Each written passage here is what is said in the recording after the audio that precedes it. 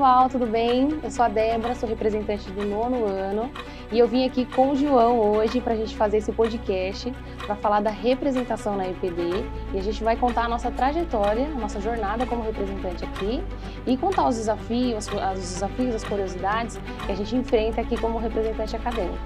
João, o que você acha que é essencial, né? Qual que seria o conceito para você de representação? Qual que é a importância da representação?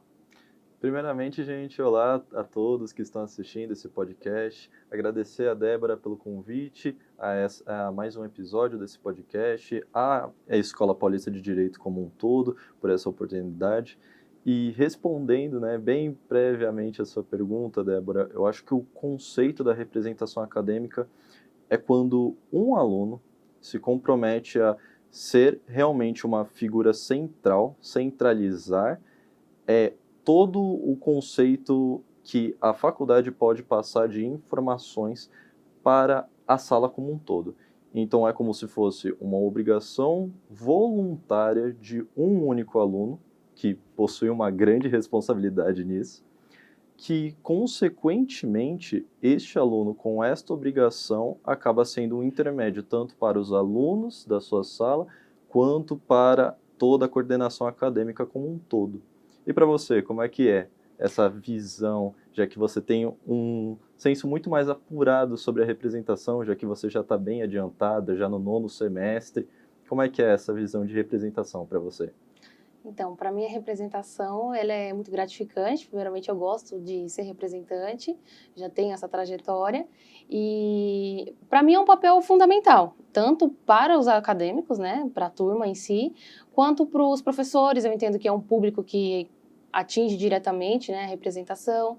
Eu acho que é um papel fundamental porque nós temos autonomia, a gente consegue passar confiança, a gente tem o dom ali de ser um pouco político, da gente conseguir manobrar as intercorrências tanto com a turma quanto com os professores, seja para um controle básico de documentos, por exemplo, ou como para organizar a sala. Então você tem que ser uma pessoa bem articulada, tem que ter uma boa comunicação. Então a representação é quase uma vocação, é quase um dom, porque se você não se dedica, não tem de fato interesse, eu acho que torna um pouco mais difícil.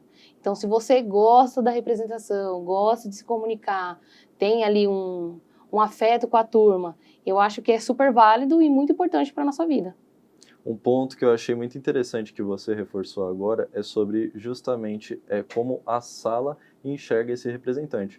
Porque, sendo muito sincero, eu acho que o representante da sala, ele reflete completamente a essência da sala, da turma que ele está envolvida, do semestre que ele está envolvido.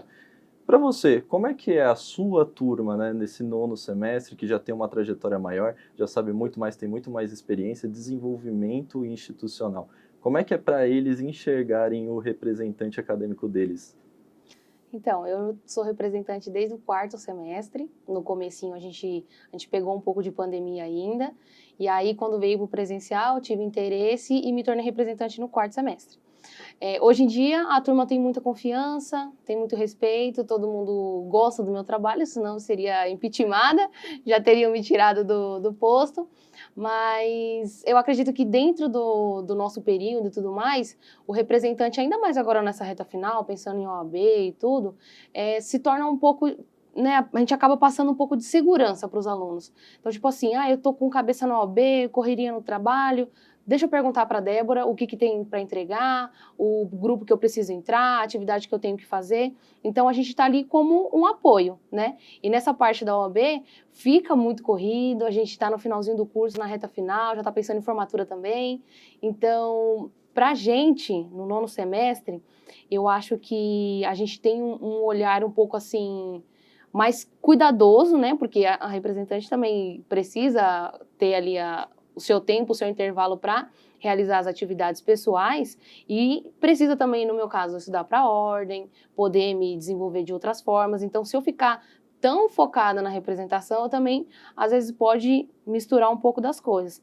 Mas a representação agora, nesse cenário agora do 9º semestre, eu acho que dá um pouco assim de conforto, sabe? Quando você consegue respirar, saber que tem uma pessoa ali para você bater tudo que precisa ser feito durante essa reta final. E você, como é que é a representação do quinto semestre, já na metade do curso, não pode desistir mais, tem que incentivar a turma a continuar, como é que é para você? Com certeza. Desde o começo já teve que ter bastante incentivo em cima da própria turma. Eu sou representante acadêmico desde o primeiro semestre da minha sala e algo muito interessante, porque no começo nós tivemos muitos vieses em cima da representação acadêmica. Até porque é o primeiro semestre, né? Então a sala ainda está se conhecendo, todo mundo ainda está se estruturizando dentro da faculdade, está todo mundo entendendo as matérias, como é que esse feeling ao entrar no mundo do direito. E foi muito engraçado a maneira de como eu acabei me tornando representante. Porque houveram várias intrigas, várias situações dentro da minha sala, entre, né, porque é aquela coisa, quando você entra na faculdade, o povo já fica, ah, mas tem a representação, ah, mas é só uma passagem de informações? Se for só uma passagem de informações, apenas isso, tudo bem. E aí a pessoa acaba entrando e ela nota que tem 1001 outras obrigações além de simplesmente passar informações. É contato com o docente, é contato com a secretaria, a parte acadêmica como um todo, ser justamente esse intermédio entre os professores e os alunos, qualquer outra informação, ele vai recorrer primeiramente a você. Então, muito desse aprendizado inicial foi logo para mim no primeiro semestre, que foi quando a minha sala ainda estava transitando muito entre os representantes acadêmicos, e eles falaram, João, você tem um perfil. E aí, quando eles falaram isso, eu pensei, eu tenho mesmo o perfil? E eu fiquei muito pensativo em cima disso. Mas, mesmo assim, acolhi a ideia. E assim segui. E conforme o tempo, eu fui me desenvolver, fui tendo esse desenvolvimento maior. Então, do primeiro até agora, o quinto semestre, continuo como representante, né? Como essa visão que a minha sala tem, como da instituição como um todo, como a minha sala é representada no corpo acadêmico. Então, eu sinto que, ao meu ver, a minha sala, ela sempre teve um público muito mais adulto. A minha sala, por mais que eu seja um jovem, a minha sala é muito mais adulta, muito mais velha do que eu. E não que isso seja algo negativo. Muito pelo contrário, eles são muito mais compreensivos comigo. É dessa forma que eu enxergo. E quando eles acabaram meio que me adotando como o representante acadêmico deles, foi muito interessante essa troca, porque eu tive esse maior senso de autonomia, esse maior senso de reciprocidade com a sala. Então todos entenderam de bom grado o trabalho que eu estava fazendo e eu entendi a posição da sala quanto ao mesmo. Então foi se formando uma relação de confiança. Hoje em dia eles sabem, se tem algum problema, eu posso sim contatar o João. Tem alguma situação que eu não entendo? O João está aberto ao diálogo com isso. Então acaba facilitando muito mais essa transição de informações, como eu lido com a sala como um todo e como eu transporto as informações no geral da faculdade. Puxando esse gancho que você falou do desenvolvimento, claramente a representante do quarto semestre com a representante do nono semestre agora é uma pessoa totalmente diferente, né? Uma pessoa um pouco mais calejada, já tem mais experiência, já sabe dominar ali as situações que vêm dos alunos, dos professores e tudo mais. E você citou um ponto importante que é a questão da turma mesmo. A minha sala também é uma turma muito mais adulta, tem uma parcela de jovens, mas tem pessoas que já estão na segunda graduação, tem pessoal que já tem uma própria empresa. Então, a minha turma ela também tem esse cenário de entender a situação, pode até, né, não estar satisfeito ou tudo mais, mas para respirar e falar assim, deixa eu ver com a Débora o que está acontecendo. Então, também é um pouco compreensivo algumas pessoas nessa questão. E eu queria te perguntar uma coisa. Dentro da representação, qual que é o limite do representante? Até onde que a gente pode ir? O que a gente pode fazer? O que a turma está esperando da gente? Eu tenho algumas histórias muito engraçadas quanto ao limite da representação, ainda mais envolvendo, né, a minha trajetória do primeiro, segundo, terceiro semestre. Houve algumas situações de que certos discentes da minha turma em si, eles não tinham a informação correta ou tinham algum deslize quanto a algum acesso dentro da faculdade. E Eu, sendo justamente também calouro, né, na faculdade, eu também não sabia muito dessas informações. Então, eu acabei correndo, indo atrás, transcrevendo, intermediando muito desse contato entre o aluno com os docentes sobre a representação na instituição como um todo. E foi aí que eu percebi, porque muitos dos problemas que eu já estava lidando com os alunos eram problemas que o representante já não poderia pisar. Um deles era o quê? Justamente a parte dos protocolos, justamente sobre entrar no mérito das notas, negociações de notas. E não digo de uma forma de pedir nota aos docentes, mas eu digo num sentido de que ter dúvidas dentro ao seu próprio portal, as suas próprias informações sigilosas. Isso eu não posso me envolver. E foi quando eu comecei a perceber, apurar mais, ter mais dicas dos próprios docentes que vieram justamente me buscar para conversar melhor sobre isso, que eu acabei entendendo mais sobre os limites do representante dentro da instituição. Porque, afinal, nós estamos aqui para auxiliar, mas não necessariamente intermediar tudo que o aluno faz com a faculdade em si. E para você, você teve alguma situação como essa, parecida? Olha, eu vou repetir mais uma vez, hein? Eu sou representante do 9º semestre, então eu tenho muita história para contar. A gente vai ficar aí umas 2 horas de podcast, mas o principal, assim, eu acho que o que a gente esbarra ali na questão do limite é a gente ter que estar atuando extra aula, extra faculdade. E eu não digo, tipo, na questão de eu estou organizando um grupo porque vai ter um seminário. Eu sei que eu tenho que ter ali, entrar em contato com os alunos e fazer essa atividade independente do momento, porque eu tenho que agilizar a formação dos grupos, por exemplo. Mas não saber em que momento deve se chamar o representante. Às vezes a pessoa acaba mandando uma mensagem muito tarde, lógico, nunca de forma tão invasiva, sempre pedem desculpa, mas eu preciso te consultar. Então, assim, às vezes acaba fugindo parcialmente do horário das aulas, né, que a gente deveria ser mais buscado ali, e acaba se tornando algo pessoal, porque querendo ou não a gente gera essa intimidade com os alunos. Eu sou uma pessoa muito brincalhona com todo mundo, me dou bem com todo mundo, a nossa sala, ela é comunicativa entre si, então às vezes eu oriento um aluno e esse aluno já orientou fulano, mas ele, com certeza, ele confirma para esse aluno que foi eu que passei a informação. Então eu priorizo dentro da nossa sala a comunicação do representante. Então, se você tem uma dúvida, a orientação é ligar na EPD, entrar no portal do aluno. Não estou identificando, o problema ainda continua. Vou atrás do representante. E aí sim, eu, por esses meios extras aí, vou me desdobrando e tentando solucionar todos os problemas. Mas igual você falou, tem questões pessoais, particulares, que é individual de cada aluno. Às vezes a pessoa tem um caso específico, alguma coisa relacionada à saúde, ou uma falta, algo do tipo, que não está na minha alçada ter essa negociação com o docente ou com a coordenação. Eu acho que o aluno tem que buscar essa autonomia e esse interesse em querer resolver. A representante, ela está ali como um braço. Eu vou facilitar a sua comunicação, vou melhorar o teu resultado. Mas eu não posso ultrapassar os limites ali que a gente tem como colega, né? E eu acho que também tem um outro ponto da questão do limite, que é quando a gente é colocado como um ponto principal. Vem alguma demanda, não sei se já aconteceu com você, vem alguma demanda, coordenação, professores, e aí quem resolve? A Débora. Ninguém assume a bronca, então é tudo da representante.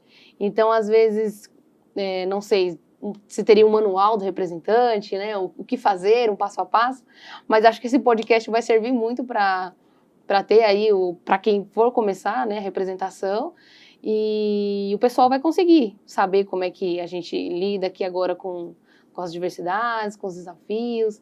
Mas você acha que, mesmo passando por tudo isso da representação, vale a pena? Você acha que dentro do seu particular, do João, você acha que... Qual que é o reflexo disso para a sua vida? O que você busca com a representação, além dos desafios do próprio acadêmico?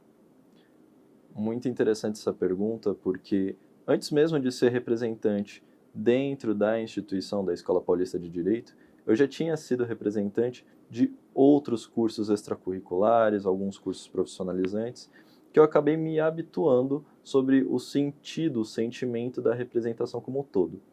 E eu acho que, principalmente, o primeiro ponto, vantagens de ser representante.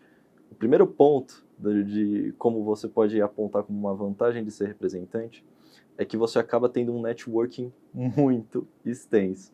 Porque você acaba não só conhecendo as pessoas da sua turma, como, por exemplo, nós estamos agora tendo um bate-papo, um ótimo bate-papo, que estamos transmitindo informações agora para toda a instituição sobre como é a vida, a jornada do representante acadêmico dentro da instituição. Isso não seria possível sem o network que a gente fez, sendo que a gente já tinha trocado algumas ideias, algumas palavras, alguns pensamentos sobre a própria instituição e que acabamos tendo esse acesso com as outras turmas também. Então, acabamos por ter mais confiança com o nosso arredor, o nosso círculo social, e acabamos por, através dessa confiança, criar cada vez mais laços para que possamos nos destacar no mercado futuramente. Eu acho que esse é o principal ponto. Só que o segundo ponto, que esse, por mais que o outro seja muito importante, esse eu acho que é o essencial, porque, afinal, somos a cara, somos o rosto da nossa turma. Mas, pelo fato de sermos o rosto da nossa turma, acabamos por ganhar uma maturidade, e também não só maturidade, como um senso de autonomia muito maior. Porque no momento em que estamos representando uma persona, que é uma sala da instituição, nós acabamos por ganhar essa autonomia maior para lidar com os nossos próprios problemas, tanto intrapessoais, interpessoais. Nós acabamos por ganhar essa autonomia de, nossa, eu posso, eu consigo, eu vou atrás. Porque essa é a vida do representante. Nós, enquanto os outros eles têm a dúvida, nós buscamos a solução. Nós somos esse intermédio. Eu acho que isso é o que faz mais o representante se destacar dentre os outros alunos. Mas também tem aquele pensamento, porque nem todo mundo tem o perfil do representante. Quando a gente entra nesse papo de perfil de representante, é porque eu, Débora, não sei como você enxerga, mas o representante ele não pode estar simplesmente querendo ser a cara, o rosto, a representação de sua turma na instituição, mas ele tem que realmente buscar ir além dessa representação. Não é simplesmente você olhar informações, passar informações. Você é um intermédio, como você disse, o braço que une a instituição com o aluno. Como você enxerga essa visão do representante? Você acha que realmente tem essa particularidade de se destacar, se desenvolver mais como representante, ou não, que possa se encaixar simplesmente um novo representante quando elegível pela turma? Então, é um desafio, né? Repetindo, a representação, como eu falei no começo, é quase uma vocação. Então, assim, às vezes a pessoa, ela tenta, ela quer ser, tá disposta, mas às vezes a pessoa tem que identificar onde que ela não está conseguindo levar. Às vezes ela é a maneira que ela fala, às vezes é a maneira que ela se porta. Então, às vezes ela é muito ágil aqui na questão de ajudar o docente, organizar um seminário, nessa questão. Mas na hora de se comunicar, de passar a informação para a turma, tem que saber falar da forma correta, saber com quem você está falando. A gente tem aqui, né, uma questão hierárquica, né, da instituição, que é coordenação, os professores, os alunos, mas a gente sempre trabalha ao contrário. Os alunos, os professores e a coordenação. Então, assim, eu tenho que saber o momento exato que eu tenho que falar com o docente. Eu tenho que saber o momento exato que é com ele que eu preciso resolver alguma pendência, alguma questão. Eu não posso tratar uma questão acadêmica da parte ali dos alunos direto com a coordenação. Às vezes a gente acaba pulando as etapas e isso acaba interferindo. Então a gente tem que saber o momento certo, o momento adequado, a hora de falar. Às vezes precisa fazer algum apontamento. Vamos esperar, vamos ver se é isso mesmo. Tem que dar uma controlada também nos ânimos da sala, porque às vezes tem uma indisposição, tem algo que não está gostando. Então, a gente não pode chegar, ó, a sala quer isso, e a gente joga lá. Não, a gente filtra, a gente faz, assim, uma bolha dentro da nossa sala e a gente passa aquilo que é importante. Porque todas as salas têm as suas diversidades, as suas têm características importantes, têm pendências diferentes da minha, que estou na reta final agora. Então, às vezes, um ponto para a sua sala é importantíssimo, que seja para organizar um seminário. Para mim, no atual momento, é, por exemplo, a OAB. Então, não tem como eu, Débora, e você, João, os dois, mesmo sendo representantes, ter o mesmo tipo de abordagem, sendo que nós estamos em realidades diferentes. Então, a gente tem que saber ali sondar, saber equilibrar o ambiente, né, tornar o ambiente mais agradável possível. E a gente também tem que fazer isso com os próprios alunos. Às vezes tem uma pessoa sem grupo, às vezes tem uma pessoa que não está se dando bem, às vezes tem algum aluno que está tendo dificuldade, às vezes, com a matéria ou com o docente. Então, a gente tem que saber o que de fato está acontecendo. Então, a gente, além da representação, a gente acaba ficando um pouco mais nessa parte comportamental, que a gente também não pode falar, pensa de um jeito que o meu problema tem que ser solucionado a toda forma. Não, o seu problema tem que ser solucionado a partir de um passo a passo. Então, a gente tem esse, como é que fala? Esse domínio sobre a sala, mas de uma forma totalmente democrática, todo mundo tem que falar se concorda ou não, para a gente poder avançar em conjunto. E um outro ponto também que você tinha trazido na sua fala é sobre a questão da representação pessoal. Como você mencionou, o network é fundamental, eu acho que é o top 1 e pronto, e acabou. Porque a gente se aproxima dos docentes e eles são particularmente uma inspiração para a gente. A EPD ela é excelente, excelente, excelente nos professores. Então, eu acho que acaba sendo uma inspiração. Então, a gente está vendo ali um professor dando aula e a gente fica, meu Deus, quanto conhecimento, eu quero ser assim, né? Então, é um pouco assim, sentimental mesmo, sabe? Pensar que eu sou representante e tenho esse privilégio, além dos alunos também que têm as aulas, mas de estar ali, de ter uma intimidade com o professor, de ter ali uma confiança do professor me ligar, do professor, Débora, me auxilia nessa questão, porque se a gente também não sabe dosar essas demandas, a gente fala assim, não quero ser representante porque eu vou ter um monte de atividade. O aluno manda mensagem, o professor manda mensagem, todo mundo me procura, então você tem que olhar além disso. A responsabilidade ela vai vir a qualquer momento.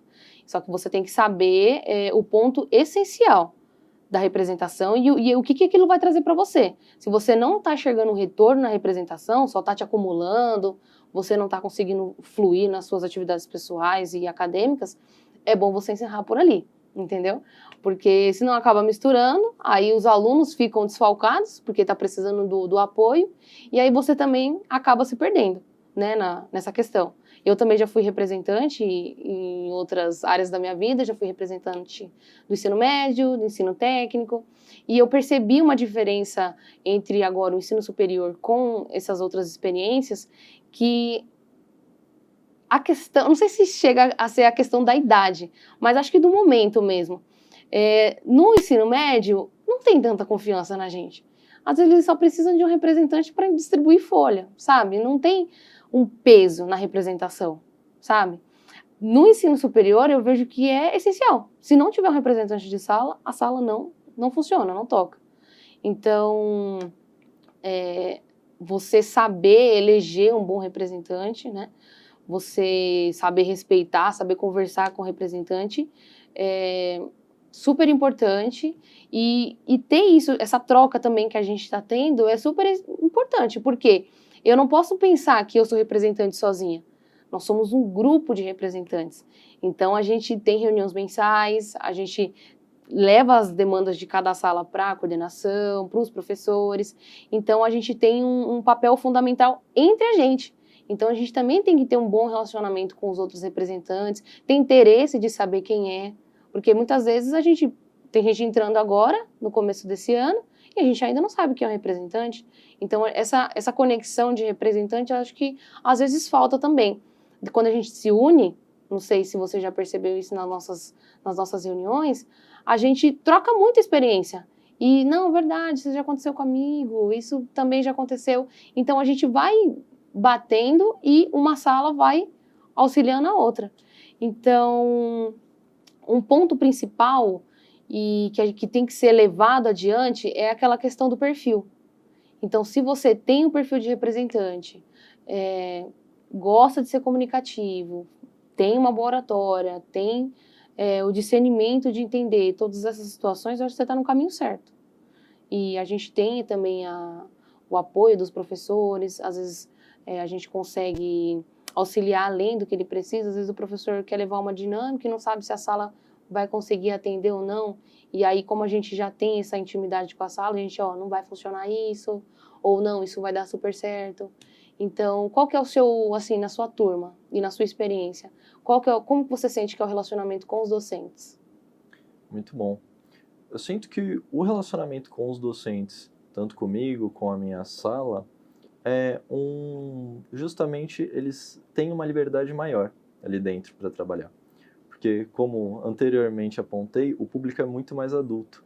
E sendo um público muito mais adulto, eles já têm muita experiência, eles já têm uma bagagem muito grande para entender os limites do docente, entender justamente o que pode ou não ser trabalhado com eles, o que se encaixa melhor para eles entenderem as coisas. Então isso fica muito claro, fica muito mais fácil e muito mais prático, pelo menos para mim.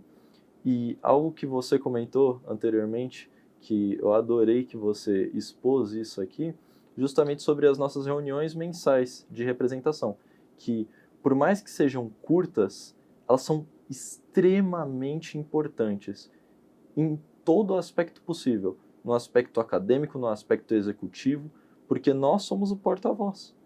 Quando falamos um problema, esse problema é apontado, esse problema é solucionado. E tem que haver um retorno. Porque, afinal, estamos representando, pode ser um representante por turma, mas esse único representante está representando outras 40 pessoas. Então, essa opinião é muito importante. Esse problema a ser solucionado é muito importante. É algo que afeta a vida dos discentes aqui. E que, por consequência, nós acabamos levando e isso gera o resultado previsto que tanto queremos. E isso, infringindo um pouco na parte justamente acadêmica da instituição, é muito bom.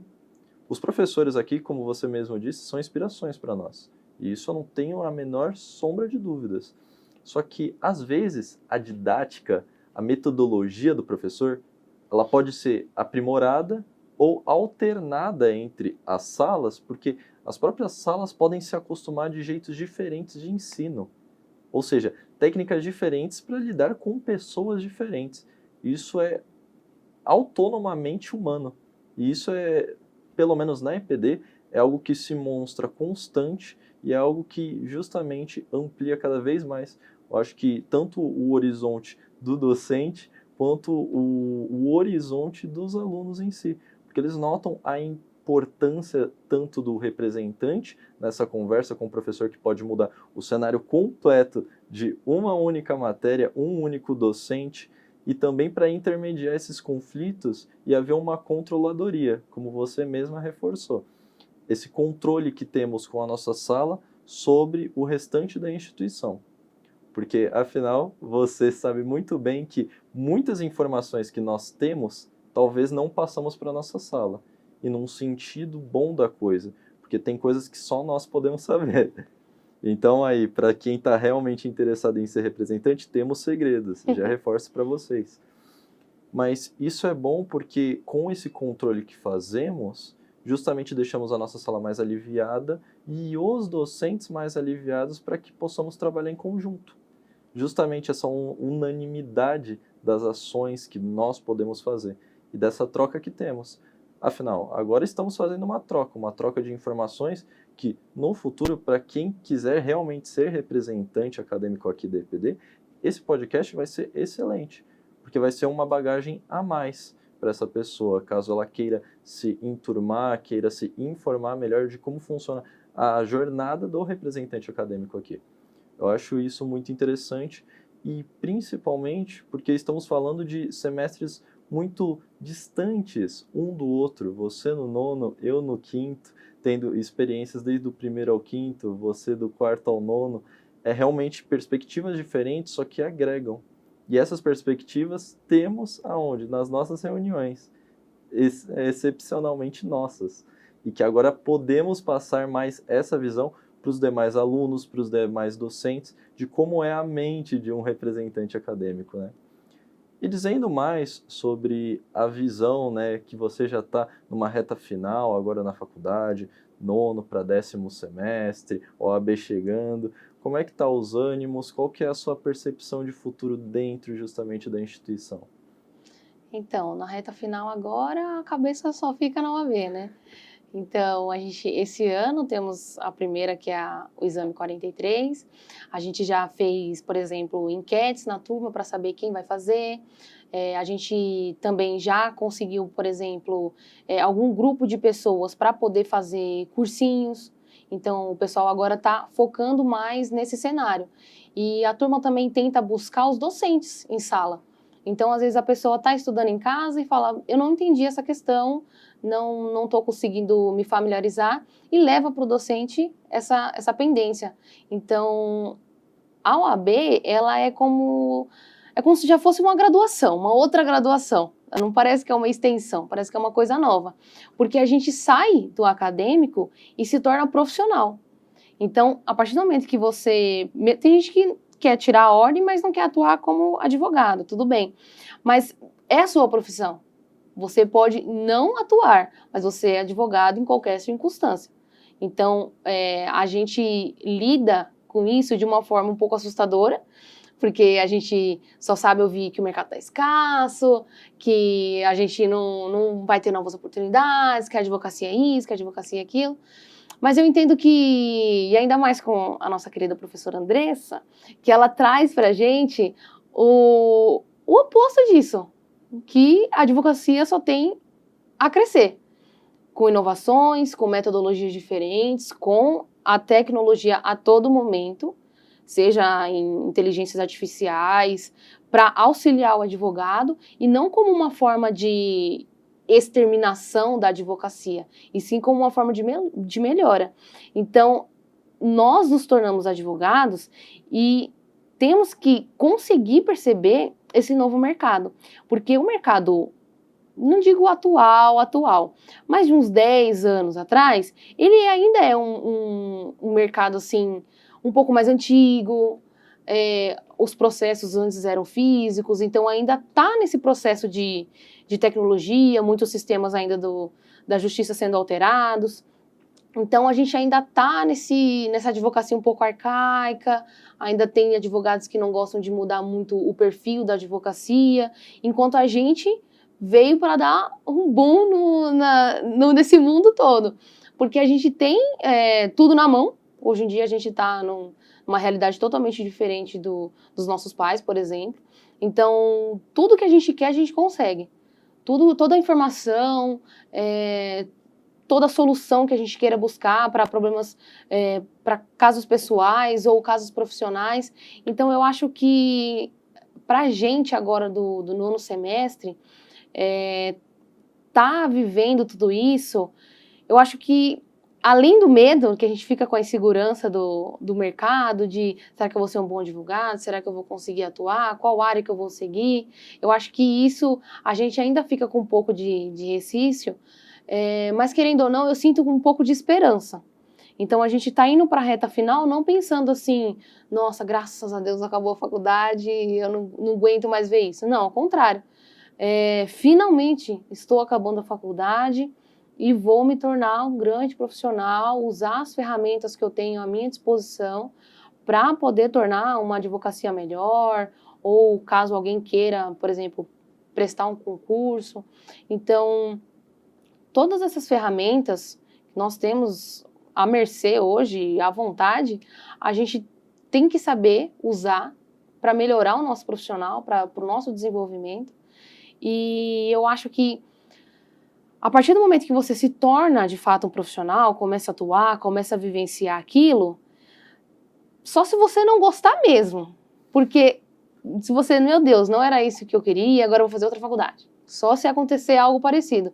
Porque se você se encontrar naquilo, se você trilhar os caminhos que você, sabe, que você confia, que você pensa assim, eu sei o que eu tô fazendo, eu estudei para isso, sabe, de passar confiança, você só tem a ganhar, sabe? Então, a gente, do começo da faculdade para cá, a gente amadureceu muito, a gente conheceu muitos docentes que vão, ao longo do tempo, contando as experiências para nós. Então, tem ali um penalista que fala que o penal é melhor, aí tem a briga do civil, e a gente fica nessa de, tem portas para todo mundo. Tem portas no direito digital, tem portas no direito penal, tem portas no direito civil e muitas tantas outras áreas. Só que eu queria saber de você agora o seguinte, como que é o pensamento de vocês em relação à profissão de vocês que estão no 5º semestre? Se ainda tem um pouco de dúvida, se ainda tem, assim, uma parcela da turma que ainda não sabe muito bem o que quer ser, o que quer prestar, como é que está a sua turma em relação ao futuro do profissional? Muito bom, muito bom. O que acontece é que eu acho que, pelo menos no meu semestre, na minha turma em específico, pelo fato de ser uma turma mais adulta, todo mundo já tem meio que uma visão, um caminho que acha ser trilhado, como você disse, dos bloquinhos entre penal e civil ali. Só que algo que eu gosto e que você reforçou muito bem é sobre essa visão que a EPD traz para os novos alunos, sobre justamente essa visão do advogado moderno, que a gente não pode entrar nesse ramo jurídico da advocacia como um todo e ficar pensando apenas que o mercado está se estagnando, que está tudo parado, que a gente não consegue se desenvolver na área. Muito pelo contrário, o mercado continua crescendo, continua se inovando, continua trazendo novas tecnologias para esse mundo jurídico e que, pelo menos aqui na EPD, a gente tem uma garantia de que a gente está sendo preparado para isso, para esse mundo, para esse futuro. Então, o que eu vejo é que, da parte da minha sala, do meu semestre, todo mundo está tendo essa percepção nova, está tendo esses novos horizontes da advocacia, não de uma advocacia parada, quieta, mas de uma advocacia que está em constante evolução, em constante aprimoramento. Que eu vejo sobre a percepção da minha sala, sobre justamente do 5º semestre, já está na metade do curso, o que eu noto é que, querendo ou não, muitos alunos acabam por desistir, né, principalmente chegando na metade da reta, por justamente se encontrarem. Eu noto que, né, é muito mais difícil um aluno acabar saindo, né, de um curso, de uma graduação no final, do que na metade. Porque na metade o aluno pode se reforçar, nossa, então realmente isso não cola para mim. Só que eu sei que daqui para frente os alunos que continuarem comigo, porque sim, eu vou me tornar um advogado, eu tenho certeza que esses vão estar com a mentalidade de que agora é só para frente, agora a gente vai vencer, agora a gente vai se tornar um advogado melhor para o mercado como um todo, dentro da EPD aqui. O que eu noto é que a nossa percepção continua se ampliando, continua aumentando, a gente ainda tem muito a desenvolver, a gente está naquela fase que a gente está saindo um pouco do teórico, a gente agora já está entendendo um pouco mais da prática da advocacia como um todo, justamente com as iniciativas da própria EPD que reforçam isso, de não ficar só no teórico, só ficar lendo o livro, mas também se ampliar ao mundo, entender a advocacia prática. Então, eu enxergo que daqui para frente só tem a melhorar e, pelo menos eu, junto com a minha sala, estamos no caminho certo para justamente nos tornarmos futuros juristas. Legal, legal. Dentro da minha sala também, esse ponto que você colocou de os alunos saírem, né, no meio do curso, desistirem ou talvez se encontrar numa outra área, a minha turma, uma experiência própria, foi ao contrário. A minha turma, ninguém saiu desde o começo, assim, um ou outro, claramente, mas assim, ela nunca ficou vazia. Pelo contrário, a nossa turma, ela só enche. Atualmente nós temos 70 alunos na nossa sala, eu coordeno 70 alunos. Às vezes eu fico pensando assim, são 70 pessoas, cara. E a gente acha que é pouca coisa, sabe? Mas quando a gente para ver que é numeroso, né, que é de fato uma grande responsabilidade, às vezes dá um medo, mas às vezes dá um gás também da gente perceber isso. E os alunos, muitos estão já na segunda graduação, igual eu tinha comentado, então o pessoal acha que tipo assim, tá fazendo direito, tá lá, mais um advogado. Então o pessoal ele fica muito preso no direito, advogado. E o advogado, ele não é um pré-requisito. A gente precisa do direito para ser advogado, mas o direito ele abre portas para qualquer outro tipo de profissão, seja para concurso público, seja para quem, por exemplo, já é contador e precisa de uma parte jurídica para entender alguma questão mais da legislação e não tanto da área que a pessoa está. Então, às vezes, o direito ele é visto só como um caminho. O estudante de direito é chato, vai virar advogado, ninguém tem paciência para falar com a gente, mas a gente tem que observar do começo até o final, ainda mais nas disciplinas, né, que eu percebi que aqui na EPD a gente começou com uma grade um pouco diferente e agora que eu estou no nono e olho para o primeiro semestre e para o segundo, eu vejo que é uma perspectiva totalmente diferente. Eles têm matérias que nós não temos mais e eles têm matérias que nós não tivemos. E que eu fico pensando, putz, eu queria ter tido essa matéria. Porque no atual cenário que eu estou hoje, aquela matéria seria importante para mim. Uma disciplina que eu peguei aqui foi de direito digital. A gente não tinha essa disciplina antes, então depois ela foi colocada na nossa grade. E a gente pensou, o que vai falar de direito digital? Porque não tem nenhuma legislação específica, todo mundo ficou em dúvida. Mas depois que a gente teve a disciplina, a gente percebeu, meu Deus, o direito digital ele tem que ele tem que ser obrigatório na grade. Porque é essencial, entendeu? Pensando nessa perspectiva de tecnologia e da gente se conhecer e desvendar o mercado de trabalho, é igual você falou, você não pode ter medo na questão de achar que não vai dar certo, que não vai prosperar na sua advocacia. Você tem que fazer um planejamento, ir atrás disso e correr atrás de coisas, a gente sabe muito bem, a gente que é representante, a gente corre muito atrás das coisas. Então, você montar um planejamento e você seguir naquela direção, ouvindo e observando as pessoas que você quer tomar de exemplo, você só tem a fluir, a caminhar, a atingir grandes níveis, seja para você ser um palestrante, seja para do próprio aluno querer ter a carreira de docente. Então, é na faculdade que a gente tem que, sabe, dar uma estourada assim nos nossos pensamentos. E não ficar pensando, eu vou estudar só para ter o diploma. Não, você tem que se descobrir. Você pode chegar no final da faculdade e perceber que, ok, não era aquela faculdade que eu queria, mas olha o tanto que você se desenvolveu, o tanto que você percebeu como o mundo funciona, né? Porque a gente fica com a cabeça fechada só na nossa profissão, e aí a gente olha, nossa, aquele advogado está fazendo tal coisa, eu não sabia que podia. Então a gente olha os outros profissionais, pode acabar se familiarizando, né, gostando daquilo que ele faz, e você pode trazer isso para a sua vida. Eu me encaixo naquele perfil? Eu combinaria com essa área? Eu tenho responsabilidade para ser do penal? Eu tenho cabeça para ser do civil?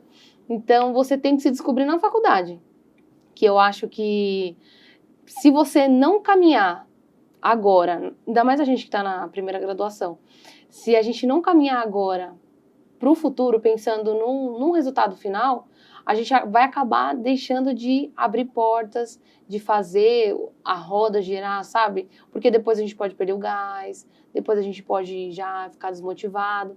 Então, tipo, a hora é agora. Ou você faz, ou você faz.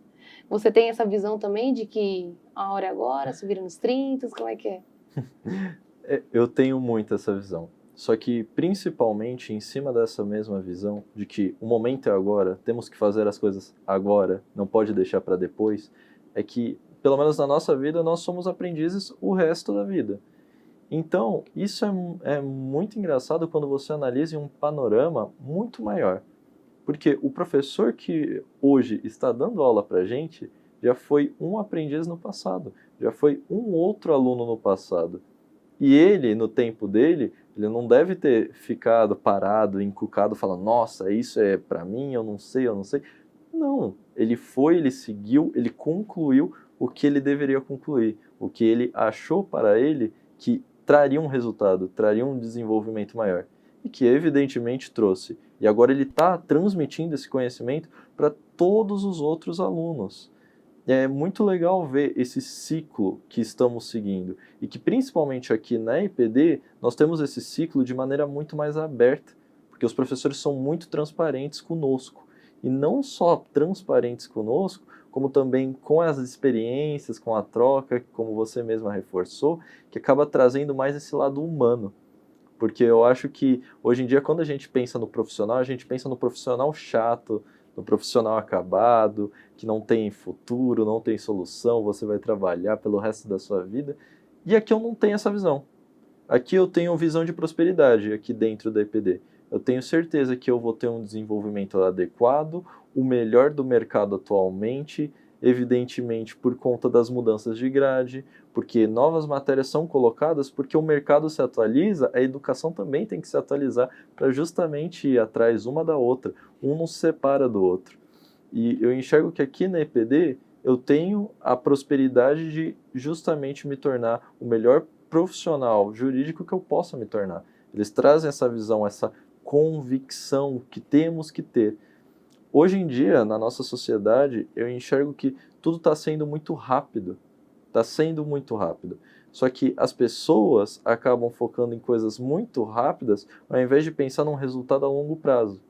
Por exemplo, uma graduação de direito é um resultado a longo prazo. Só que ele já tem resultado imediato no momento em que alguém da sua família, do seu âmbito social, chegar e te perguntar alguma coisa. Porque, nossa, você sabe responder essa pessoa. Que engraçado. Porque antes, se você não tivesse entrado nessa graduação, você não saberia essa resposta para alguma pergunta, você não teria essa visão de mundo que você tem agora com o direito. Então eu vejo que o direito você se torna o seu advogado, o seu modelo que você quer seguir. Só que você tem que se tornar o melhor possível para você. E não se limitar no que anteriormente havia muitos estereótipos sobre, como você mesmo disse, nossa, o advogado é chato, é aquele cara que só lê livro, não se atualiza para nada. Nossa, e aí a gente enxerga as leis da LGPD hoje em dia, das IAs, e aí você nota o quanto que o advogado está se atualizando constantemente, porque uma vez que a nossa sociedade se atualiza, o advogado tem que acompanhar. Para quê? Para também se tornar uma voz no povo, para que ele possa mobilizar tudo. A advocacia, o jurídico no geral, os direitos que nós temos regidos, é o que gera o nosso mercado jurídico e que, consequentemente, afeta todo o nosso país. Então, eu, pelo menos, enxergo que o jurista, o advogado que você se torna, tem a sua essência, mas que o local onde você se desenvolve é a visão de qual você vai ter também para o futuro. E se eu quero me desenvolver para a minha melhor versão, eu tenho que buscar o lugar onde vá promover essa melhor versão. Onde eu sinto que aqui na EPD eu estou tendo essa visão. E você? Como você pensa sobre isso? Muito bacana.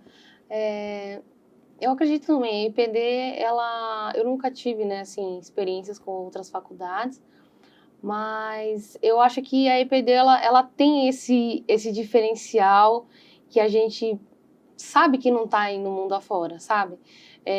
A gente tem um podcast na faculdade, a gente tem um centro acadêmico, a gente tem uma atlética, a gente, igual você falou, a gente tem essa proximidade, essa transparência com os docentes. Querendo ou não, se você tenta levar um problema dentro de uma faculdade muito grande, que, por exemplo, tem vários cursos, a gente não consegue, às vezes, chegar no diretor, chegar numa coordenação para ajustar certas coisas. E a EPD, por ela ser direcionada, o foco é todo dela. Então, não tem como você passar despercebido dentro aqui da faculdade sem saber que eles estão evoluindo. Então, a gente pode notar, ainda mais eu que estou no nono agora, a diferença da EPD no começo e a EPD de agora. Não sei se você pegou muito essa diferença do começo para o quinto, mas a gente veio do EAD. A gente é a galera do pandêmico, do pós-pandêmico. Então, a EPD teve que se revolucionar, se reestruturar para poder transmitir as aulas de forma online a todo custo. Então, eles montaram uma estrutura, fizeram toda a plataforma para que a gente pudesse ter acesso às aulas, aos materiais. E aos poucos, quando foi liberando, eles fizeram um cenário híbrido. Então, assim, você vê que não está parado. Ah, não, vão lá, tem uma aula e pronto, é isso. Não, porque a gente tem que estar nessa constante evolução, entendeu? Eu tenho que ter orgulho da instituição que eu vim, do profissional que eu quero ser e da bagagem que eu vou carregar, entendeu? A EPD também tem o diferencial de que você pode fazer uma carreira aqui dentro. Você faz a graduação, você pode fazer a pós-graduação, você pode fazer o mestrado. Aqui também você pode atuar como docente, se você quiser fazer, para poder concluir o mestrado. E os planos são também para ter doutorado e tudo. Então, é essencial. Eu acho que aqui é totalmente diferente por ter esse foco. Não tem um outro curso acima do nosso ou alguma outra dificuldade que esteja atrapalhando. A gente sempre caminha no mesmo sentido, as demandas são as mesmas, as dúvidas são as mesmas. Então, você acaba se familiarizando muito mais rápido do que se você tivesse que lidar ao mesmo tempo com muita coisa, com muita informação. Então, essa centralização de um curso só, numa faculdade só, que a gente tem essa abertura com docente, com coordenação, com os demais profissionais, tanto a área da faxina, quanto a galera do TI, do financeiro, da secretaria. A gente tem essa liberdade de parar, você pode me tirar essa dúvida e ficar ali até a sua dúvida ser resolvida. Diferente não, só um minuto, porque eu tenho uma fila gigantesca para atender. Tem, mas é a mesma demanda, entendeu? Tá dentro do mesmo guarda-chuva, do mesmo cenário. Então não foge muito disso. Eu acho que estar aqui hoje, além do network que a gente comentou que é fundamental, eu acho que é inspirador, novamente. É inspirador porque você está rodeado de bons profissionais, de pessoas que querem fazer acontecer, que nos incentivam. Os professores nos apoiam demais, falam para a gente, passam um cronograma de ensino completo, com livros, com biblioteca virtual, digital para o aluno. Então, essas mudanças que a faculdade vem tendo para a melhoria dos alunos, às vezes de início pode assustar, a gente pode ficar, meu Deus, isso mudou. Mas a gente não gosta da mudança, a gente fica com medo da mudança, mas ela é essencial e fundamental. A mudança ela vem para ser sempre melhor. A expectativa é essa. Então, a gente tem que absorver as mudanças com um olhar de esperança, de prospecção, de achar que estão fazendo isso para melhorar, e não para piorar ou para dificultar a vida do aluno ou da equipe, por exemplo. Então, igual você comentou, a gente tem profissionais e advogados aqui que a gente olha e a gente pensa, é nesse rumo aqui que eu quero seguir, não é daqui que eu quero sair, não me arrependo dessa faculdade ou dessa graduação. Então, é uma coisa assim, fluida, que vai encaixando, que vai fazendo sentido. E aí eu não sei se você tem essa mesma visão de que tudo vai caminhando. Como é que você acha que é a sua experiência aqui na EPD também, nesse sentido de ela ser um pouco mais centralizada? Eu acho que você falou um ponto super importante sobre justamente encaixar, sobre adequar justamente esses medos, né, sobre as mudanças, sobre as inovações, mas justamente quem é a pessoa que faz as coisas se encaixarem para os docentes e para os alunos aqui dentro? Quem é a pessoa que tem que passar por esses medos, tem que superar esses medos para que seja a primeira pessoa, o antemão, que vai fazer tudo andar dentro da sala e para os docentes se familiarizarem com ela? Somos nós. Somos nós. Simplesmente. Essa é a representação acadêmica. Isso é o que nos reforça do nosso compromisso aqui dentro, da nossa especialidade em lidar com pessoas, em ampliar as nossas visões, o nosso networking.